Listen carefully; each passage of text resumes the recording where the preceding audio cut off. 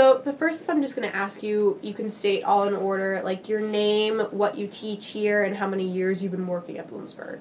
I'm Wendy Lindley, and I'm a philosophy professor, and I've been here for 26 years.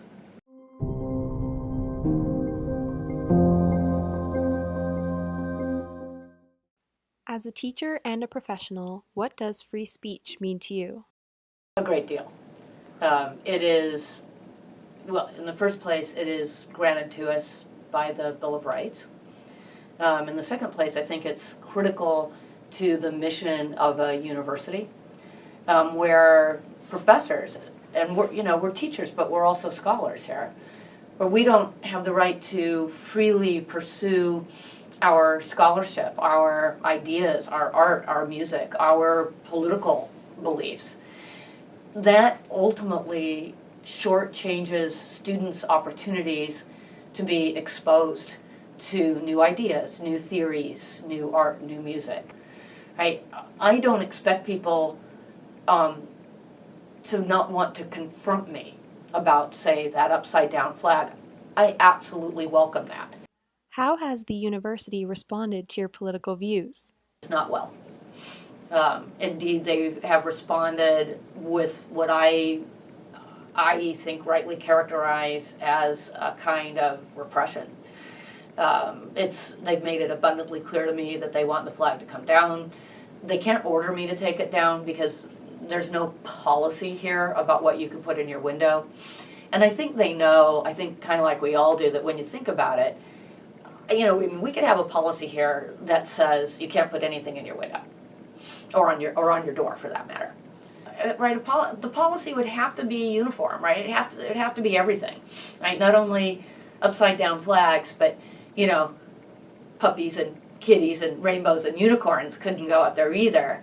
And so I think they know better to not erect a policy. They've come to me to try to tell me that I'm having a negative effect on freshman enrollment, right? To which my response is, that's absurd. That's just frankly absurd. And they have tried to intimidate me by at least suggesting to me that, there's other things that they could take away, like, say, my travel funding. I would regard that as beneath the university and just retaliatory. I think they had an absolutely awesome opportunity here to really take a stand for the university's commitment to free speech and freedom of expression. Dr. Lee has been getting hateful comments of all kinds, especially of the online assortment.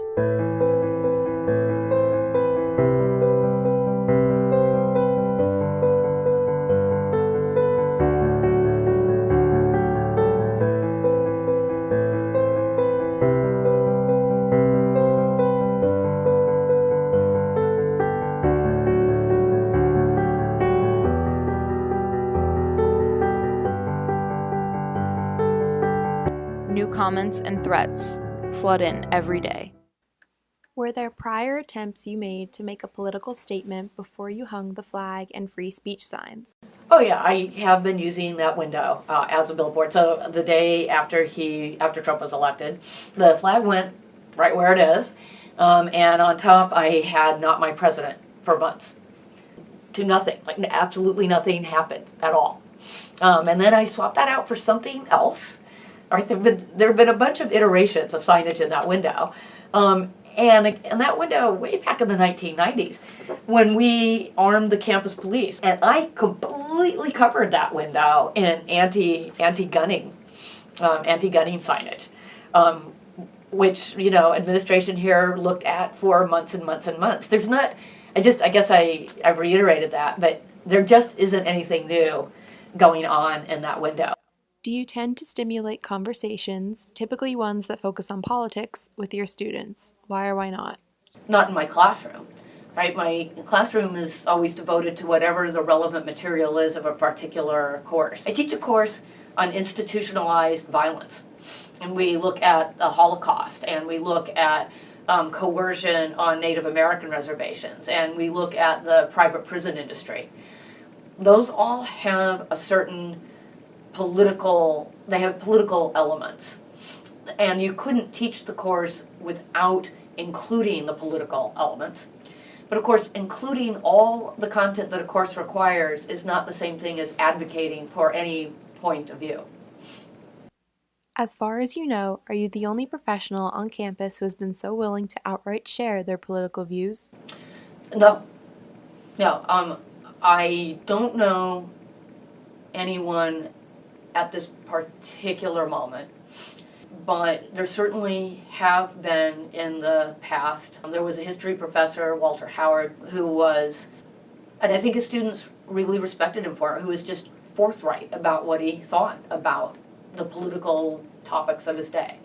There was Gloria Cohen-Dion. These are both people who've died.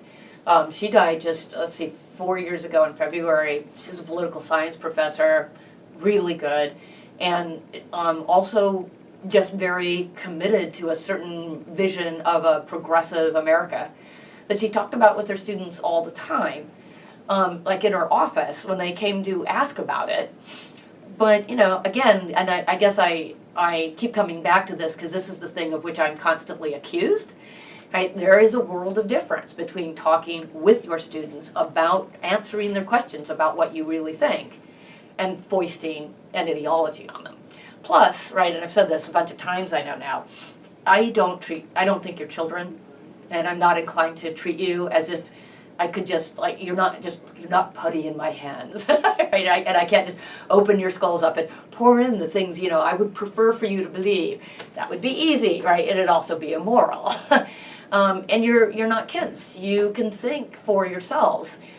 Probably one of the best ways to get you to think for yourselves is to give you stuff to think about that's worth it. Stuff that matters. However, Dr. Lee is not alone in this fight.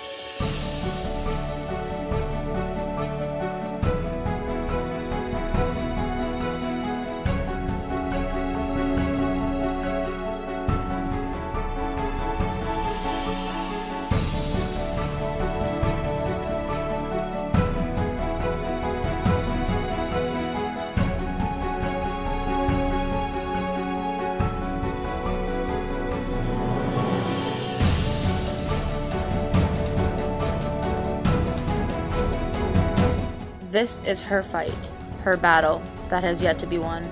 She will not give up. She will not be silenced.